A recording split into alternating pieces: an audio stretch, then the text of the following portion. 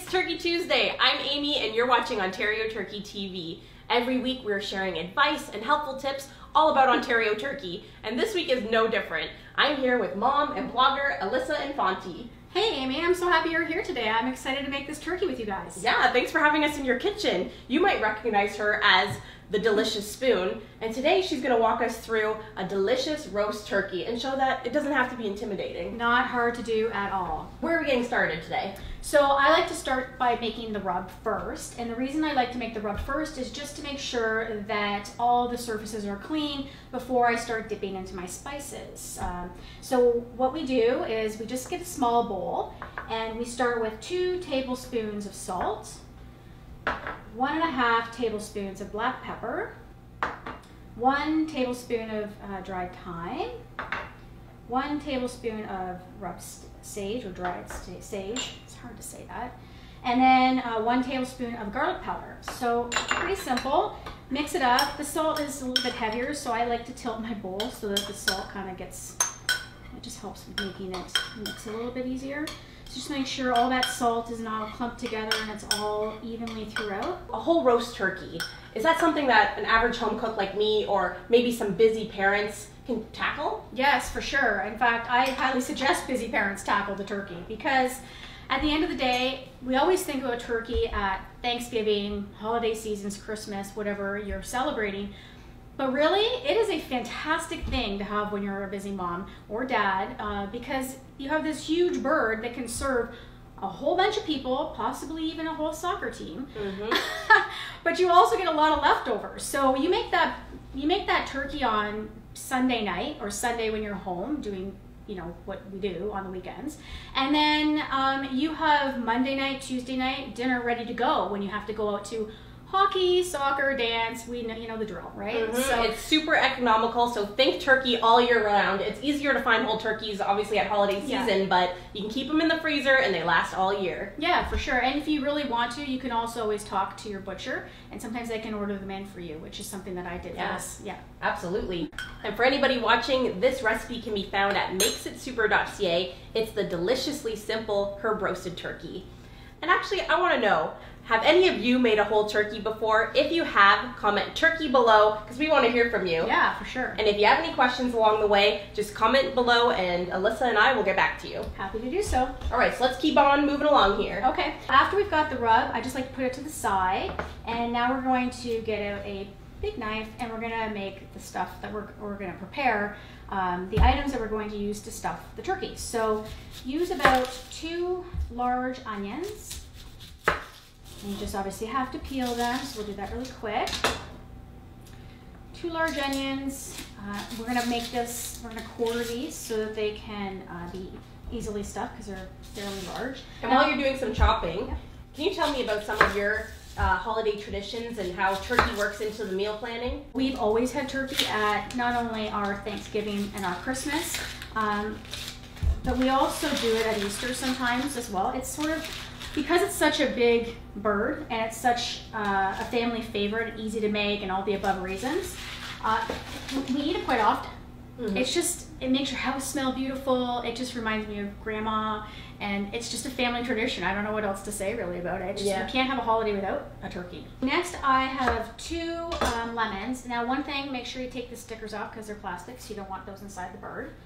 So we just put those to the side. We cut the lemons in half, so that's pretty simple.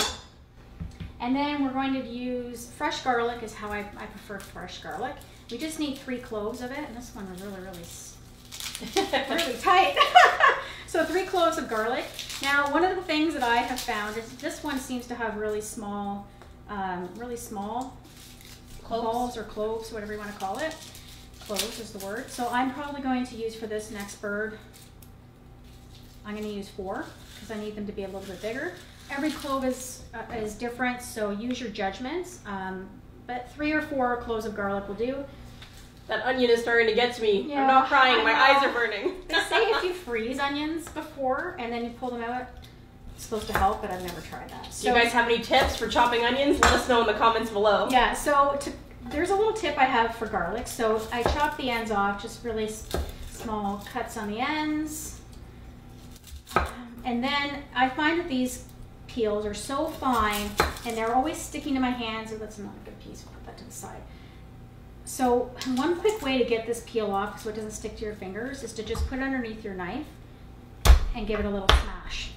And then they just come right off and they don't stick to your fingers. Easy. Well, now we're going to get started to actually make this turkey. So what I've done is this is a fresh turkey. You can certainly buy frozen. Just make sure it's fully thawed before you go to cook it. It does sometimes take a day or two to thaw a turkey, so don't leave it to the last minute to thaw. Once you've taken it out of the plastic bag that it comes in, you'll notice that inside there's usually a little plastic bag. Make sure you take it out. It's the liver and all the organs of the bird. And there's also usually the neck. Once the bird's in the pan, you want to also have a pan that's large enough, obviously, for the bird, but you want it not to be so jammed in there that there's no air circulation. You want to allow a little bit of space. And what size is this turkey again? This is between 12, this is about 12 and a half. Okay. So that's good probably for a meal of 6 to 8 people with leftovers? Easily. Yeah. Easily. Yeah. So then what we do is we want to make sure that the bird is dry. So we make sure we get some paper towels, we just pat it all over. I like to flip it on its back, or flip it over first and start on the back, because there's usually some liquid still sometimes inside, and when you roll it around it gets all over and it's a vicious cycle. So start underneath and then work your way around, dry the turkey off, and this will allow the olive oil that we're going to add to it to stick and the herbs to stick to it well without it all sliding off, which would happen if it was wet turkey. So you got to show us that process. Yeah, so let's do that. So all you need to do is throw some olive oil in a bowl. About 4 tablespoons will do, but it's not something you really need to measure. So just put a bunch of olive oil in a bowl. I like to use a basting brush. You can use your hands, you could use a spoon, but this is just a little cleaner. I'm going to move this out of the way. And we are always encouraging cleanliness and cleaning along the way, so always making sure when you're touching a raw turkey or any poultry, you always want to wash your hands before, after, in between. I'm going to roll it on its side and do the under part first. This way I won't be moving the oil off the top when I'm using my hands on it. We'll do the bottom back. So you want to have a generous helping of this oily glaze, and don't really miss anything, because you want those spices to stick. Some people like to use butter. You could use butter too. Melted butter would work.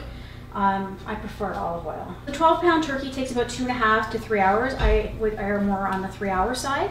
But the rule of thumb, they say, is from a thawed turkey without the stuffing inside is about 15 minutes per pound. However, that's just a guideline. So everyone's oven is different. So you always need to use a thermometer. I forgot that we also have to just do the inside of the turkey, because we're also going to add some spices in there, because there's meat on all sides, right? So we want to make sure this is well oiled. So again, put that to the side. So now we've got our spice rub. So we're going to just, again, I like to start on the bottom or underneath. So I'm just going to flip it over just on its side. We're just going to use the spice rub, and we're just going to generously put this on and rub it in. So we're giving your turkey a bit of a massage. Yeah, we always got to show our turkey some love. Yeah, show your turkey some love. We also want to do the inside, so don't forget, when I flip the bird over, it's the first thing I do, because it's the first thing you can easily forget.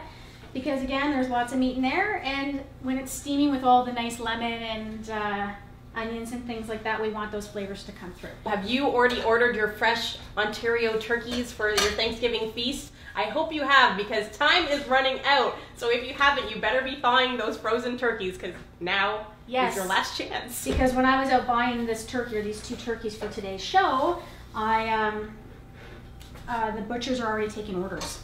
So you want to make sure that you get in early, because they will stop taking orders at a certain point. Yep. Can't get a fresh one. Frozen's just as good. You just have to allow enough time to let it thaw. Yeah, actually the great thing about frozen is it is, when they freeze them, they're flash frozen right at their peak freshness. So once it's thawed, it's just as fresh as a fresh turkey. You're getting that premium, delicious meat. So now we have the spice rub, and I have the dirty hands to show it, but there's no sense cleaning them, because now I'm going to stuff the turkey. So I like to do sort of a little bit of everything. So we're going to start with 1 piece of this. I've also got some fresh thyme over here, so we've got a big clump of this. I'm going to throw that in here, shove some of that. Oh, I love fresh herbs, and now is a great time. The garden is full of them. I'm going to give you a little tip. I like to put the lemons facing, if I can, towards the meat. So to the inside of the cavity, to the walls of the cavity. That way the lemon juices get into the meat and they just don't go into the center. We've got some garlic. Put that in there. So now it's just a matter of playing sort of like a game of Tetris. How much can you get into the small spaces? We want it really, really in there. So it's like, and that's infusing the meat with all that delicious flavor. That's right. So it's a little bit of a game. There's a tab on our website called All About Turkey, and you just go to Whole Turkey and you can find everything there. From gravy to stuffing to cleaning to thawing, it's all there for you. So what's next? Okay, so now we have the turkey all ready to go. I just have to add some of the liquid into the pan, so it's very simple. This is the best part. A nice bottle of white wine. It doesn't have to be fancy, okay? But I do like to use a Chardonnay. You can use any kind of wine that works for you. I prefer to stick with the dry whites. Anything that's a Riesling or anything are a little bit too sweet, so stick with a Pinot, a Chardonnay. The reason why I use Chardonnay is Chardonnay tends to be a richer white wine, but it also has a buttery flavor to it, so it just kind of really complements the turkey. So we're gonna have 1 cup of white wine. Now when you're adding this to the pan, make sure that you don't pour it over the turkey, because then you're just gonna take all those spices and wash them down into the bottom. So we're gonna pour it off to the side away from the turkey. So 1 cup of white wine. Turkey also goes really well with Chardonnay for dinner, so it's not going to go to waste. Absolutely. And we're going to add 1 cup of turkey broth, which I have in the fridge. And if you need a recipe for turkey broth, because now is the perfect time, head over to makesitsuper.ca. It's perfect for soups. You can keep it frozen. It's delicious. So again, we're not pouring it over the turkey itself. And that's it, folks. So we're going to put this in the oven at 350 degrees in a preheated oven. I've already done that, so that's 350 Fahrenheit. And for a bird this size, 12.5 pounds, it takes about 3 hours to cook, but there's really nothing more to do. So you just sit it in there. Keep an eye on it, of course. You don't want to leave your house when you have your oven on, you know. I heard a good tip for basting is to only open the oven once per hour. Yes, that's true. But this turkey, the way that we've made it, this recipe doesn't really require basting. In fact, I almost discourage it because you want to have that crispy, or I like the crispy skin. And when you baste it, and especially if you baste it too often, then the turkey, it just never has a chance to get that crispiness that I really like. What goes better with turkey than delicious gravy? I know my family fights over it. Yeah, so we fight over it too, and it is a must in my house. So it's really, really simple to make. So over in a small saucepan, I like to put a strainer, a small strainer, and just after you've put your turkey on a platter out of the way, just carefully, maybe you want somebody to help you, but it doesn't matter. Let me hold this. Yeah, I like to pour the juices into the strainer just to get rid of all the lumps from big pieces of spices or anything that might have fallen off the turkey. Oh, it smells so good. You're really getting that turkey flavor with that white wine and all those herbs. Yeah, so then we're just going to take this, we're going to put it off to the side for now. So we have a huge pot of gravy because, again, we need lots, right? So in order to thicken up the gravy, you are going to take about a 1/4 cup of cold water. Cold water helps with the thickening process. And this is 2 tablespoons of cornstarch. You could also use flour. Some people use flour. I prefer cornstarch. So you're going to get that in there, and then you're going to just stir it or whisk it up really, really good, just to make sure that there's no lumps. Don't worry, it's not going to turn your gravy white, just to thicken it up. So we do this. And then we're going to pour it in here. Now, I might transfer this to a larger pot because we got way more juices than I did last time. So I'm going to make it into a bigger one, but for the purposes of today, or for right now, that's what we're gonna do. We're gonna stir it in. Then we're going to turn this up, and we're going to turn it so it's boiling.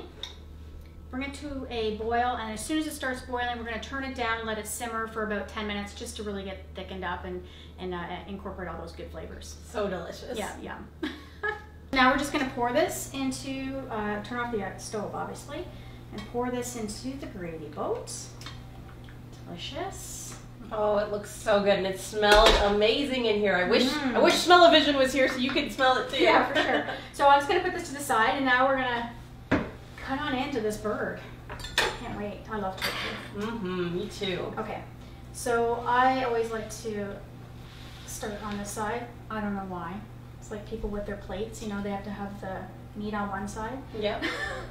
So usually I usually try to get the wing off first, but for the sake of television, Just gonna cut in here, nice slices. And again, look at how nice and crispy that. Oh yeah, I can hear that skin. Yeah. So just gonna put that there. And if you want any tips on how to carve a delicious roast turkey, head over to the Ontario Turkey YouTube account. You can find a lot of videos there on gravy and turkey and whole turkey.